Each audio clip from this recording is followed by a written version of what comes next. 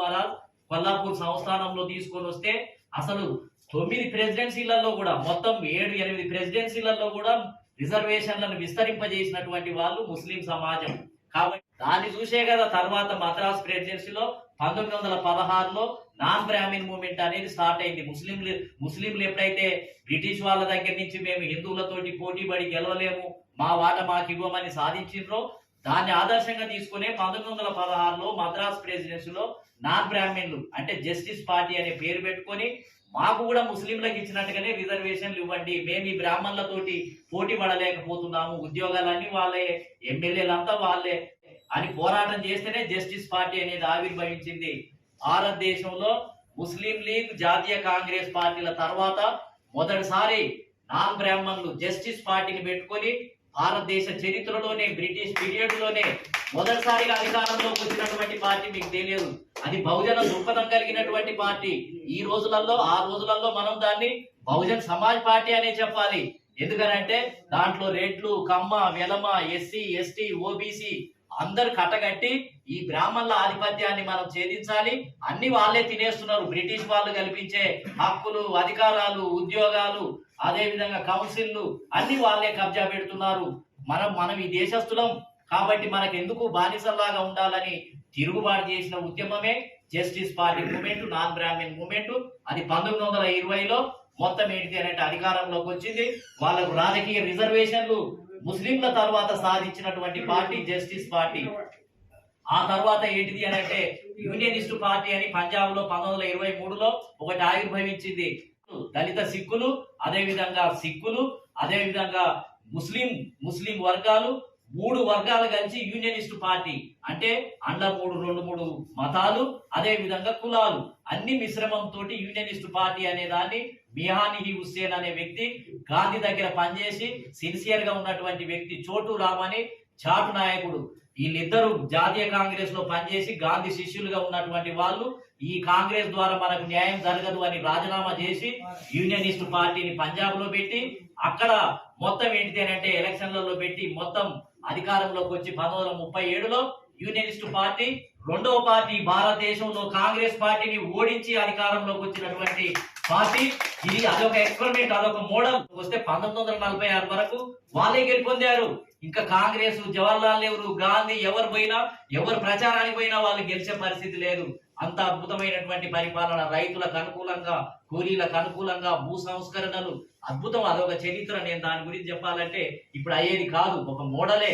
కాబట్టి అదే విధంగా బెంగాల్లో మరొక ఉద్యమం కృషికార్ ప్రజా పార్టీ అని ఇంకొకటి ఏంటిది అని అంటే దీంట్లో కూడా ముస్లిం లీగ్, అదే విధంగా ఈ schedule caste federation Jogendranath mandal అని బాబాసాహెబ్ అంబేద్కర్ పెట్టిన పార్టీలో ఆయన అక్కడ రాష్ట్ర శాఖ అధ్యక్షుడు. ఆయన నేతృత్వంలో అదే విధంగా షెడ్యూల్ కాస్ట్ ఫెడరేషన్, ముస్లిం లీగ్, అదే విధంగా కృషికార్ ప్రజా పార్టీ 3 కలిసి ఏంటిది అని అంటే అధికారంలోకి 1942లోనే వాళ్ళు అధికారంలోకి వచ్చినటువంటి పరిస్థితి ఉంది. అంటే స్వాతంత్రం రాకముందే ఇవాళ మనం ఏదైతే ఎస్సీ ఎస్టీ బీసీలను కలిపి అందరినీ ఓటు బ్యాంకుగా మార్చుకొని అధికారంలోకి రావాలని ఇప్పుడు ఎట్లా తపన పడుతున్నామో, స్వాతంత్రానికి ముందే 3 రాజకీయ పార్టీలు బ్రిటిష్ కాలంలోనే కాంగ్రెస్ పార్టీని ఓడించి అధికారంలోకి వచ్చి బహుజన సమాజం దృక్పథం కలిగినటువంటి ప్రభుత్వాలను ఏర్పాటు చేసిన చరిత్రను కూడా మనం గుర్తించాల్సినటువంటి అవసరం ఉంది.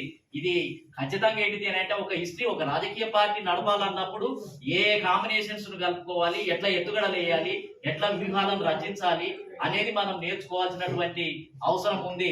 తర్వాత బాబాసాహెబ్ అంబేద్కర్ 1936లో ఇండిపెండెంట్ లేబర్ పార్టీని స్థాపించడం జరిగింది బ్రిటిష్ కాలంలోనే.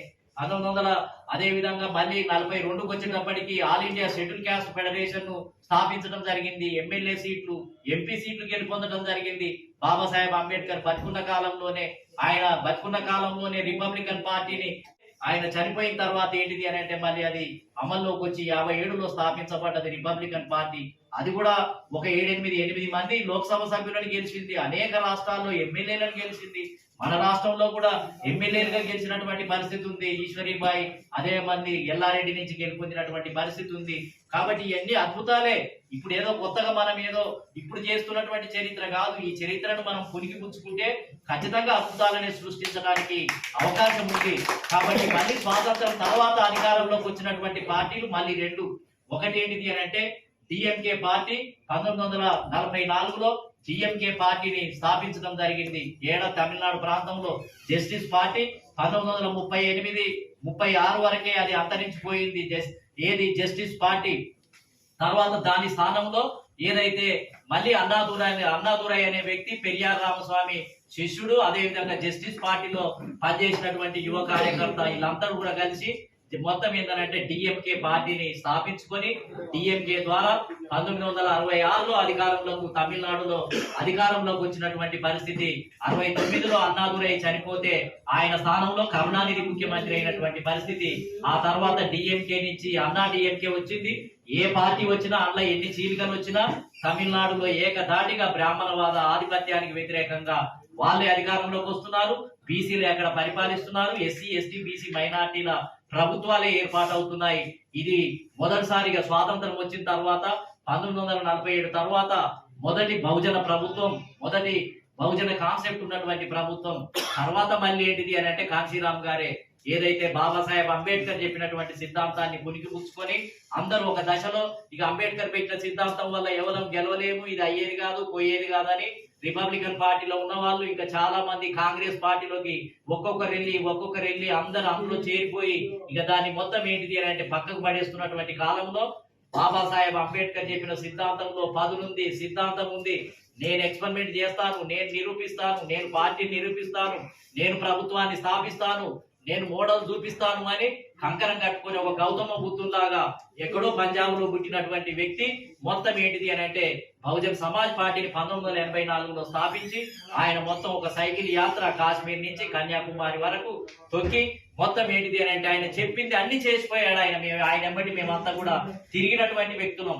ఇక్కడ 89లో ఆయన ఉత్తర భారతదేశంలో బోటామారా, రాజ్ కుమారా, నైచెలేగా అనే ఉద్యమం చేసి గర్జిస్తుంటే మేమిక్కడ రెడ్ల ఆధిపత్యం ఉంది, కమ్మ వాళ్ళ ఆధిపత్యం ఉంది, ఆ పార్టీ అవసరం ఉంది అని చెప్పి బొజ్జా తారకం గారు, అదే విధంగా సుందరయ్య యాదవ్ గారు, పిఎస్ఏ స్వామి గారు, నేను, శంకర్ గౌడ్ వీళ్ళందరం కలిసి ఏంటిది అని అంటే 24 మందిని ఏపీ ఎక్స్ప్రెస్ లో వెళ్లి కాంశీరామ్ గారితో మాట్లాడి ఈ పార్టీ అవసరం ఏపీలో ఉంది, మీరు రావాల్సిందే అని చెప్తే ఆయన నేను పార్టీ పెట్టడానికి ముందు నేను టూర్ చేస్తాను, మీటింగ్లు పెట్టమని అంటే ఆయన మొదట మొత్తం అన్ని జిల్లాల్లో మీటింగ్లు పెట్టినప్పుడు ఆయన కారులో నేనే ప్రయాణం చేసి ఏ జిల్లాల్లో ఎవరెవరు ఉన్నారు, రెడ్ల జనాభా ఎంత, రెడ్డి ఎమ్మెల్యేలు ఎంత, కమ్మ ఎమ్మెల్యేలు ఎంత మొత్తం వివరిస్తూ పోతుంటే ఆయన మొత్తం ఆశ్చర్యపోయాడు. నేను అప్పుడు చిన్న 25 సంవత్సరాల యువకుడిని, ఇంత అనుభవం, ఇంత స్టడీ, ఇంత డేటా ఆ రోజులలో ఏ విధంగా ఉంది అనేది ఆయన ఆశ్చర్యపోయి అప్పుడే నా ఎడల ఆయన మొత్తం ఏంటంటే నన్ను పికప్ చేయడానికి ఆయన గుర్తించినటువంటి పరిస్థితి ఉంది.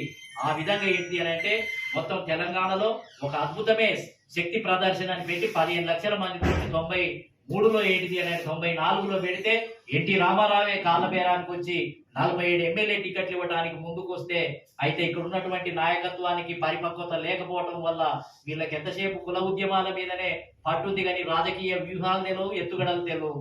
కాబట్టి కమ్మ వాళ్ళతో పొత్తు పెట్టుకుంటే మనం కమ్మ వాళ్ళు అనేది భూస్వాములు, కారం చెడు, నీరుకొండలు మన మీదనే పెత్తనం చేసిండ్రు, వాళ్ళతో పొత్తు పెట్టుకుంటే ఎట్లా అని ఒక క్వశ్చన్ రేజ్ అయితే కాంశీరామ్ గారు ఆఖరికి ఏమి చేయలేక మనకే ఇక్కడ ఉన్న శాఖకే వదిలేస్తే ఒంటరిగా పోటీ చేస్తే చివరికి ఏంటిది అని అంటే ఒక రాజకీయ ఎత్తుగడలు పనిచేయకపోవటం వల్ల మళ్ళీ యథాస్థానంలోకి వెళ్ళినటువంటి పరిస్థితి ఈ రాష్ట్రంలో కొనసాగుతున్నటువంటి పరిస్థితి.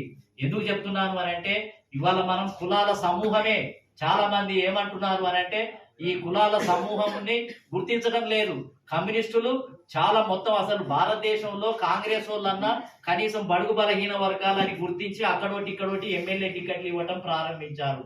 కనీసం ఏంటిది అని అంటే ఇతర పార్టీలైనా గుర్తించడం మొదలు పెట్టారు. కమ్యూనిస్టులు అయితే అసలు కులాలనే మేము గుర్తించము. అంటే ఈ దేశంలో 6000 కులాలు ఉన్నాయి. ఒక్కొక్క కులము 20 లక్షలు, 10 లక్షలు, 40 లక్షల జనాభా ఉంటే దాన్ని మేము పరిగణలోకే తీసుకోము. అసలు మేము దాన్ని గుర్తించము. దాని ఆధారంగా అణచివేతనే లేదు. కాబట్టి ఏంటిది అని అంటే జనరల్ గా పేదలు ధనికులు అనే ఒక కొత్త సిద్ధాంతాన్ని చేసి ఈ దేశాన్ని భ్రష్టు పట్టించినటువంటి వర్గాల్లో రాజకీయ పార్టీల్లో కమ్యూనిస్టు పార్టీలే.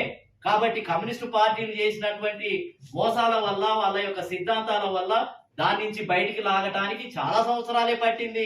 ఏ ఉద్యమం వచ్చినా దీనికి సరైన సిద్ధాంతం లేదు. అంబేద్కరిజానికి వచ్చినా దీనికి ఫారెన్ పాలసీ లేదు, ఆర్థిక సిద్ధాంతం లేదు, ఈ సిద్ధాంతం లేదు. అదొక సిద్ధాంతమా, అదొక ఇజమా, మీకు ఇప్పుడు అర్థం కావడం లేదు. మీకు ఇప్పుడు జనరలైజ్ అయిపోయింది. ఇప్పుడు కమ్యూనిస్టులు చల్లబడి వస్త్రాలన్నీ పక్కన పడేసారు కాబట్టి ఇప్పుడు మీకు ఆ వాదం లేదు, ఆ ప్రతిభ లేదు. మేము ఉస్మానియా యూనివర్సిటీలో చదువుతున్న కాలంలో ఎంత చులకనగా, ఎంత తేలికగా మాట్లాడేది అని అంటే అదొక ఇజమా, దానికి ఒక ఫారిన్ పాలసీ ఉందా, దానికి ఒక పద్ధతి ఉందా అని ఇట్లా అడ్డగోలిగట్టు మాట్లాడినటువంటి వాళ్ళు కాశీరామ్ గారు వస్తే ఇది ఒక పార్టీనా, ఇట్లా పనిచేసిన వాళ్ళందరినీ ఒక చిన్న చూపు, ఒక హేళన, ఎగతాళి చేసే తత్వం, అంటే ఇది కూడా ఒక పార్టీనేనా? ఇట్లా కూడా ఉంటుందా పార్టీ అంటే? వాళ్ళు ఎంతసేపు పేదలు, ధనికులు, భూస్వాములు, పెట్టుబడిదారులు అని ఆ పదజాలానికి అలవాటు పడి అసలు కులాలను ఉనికినే గుర్తించ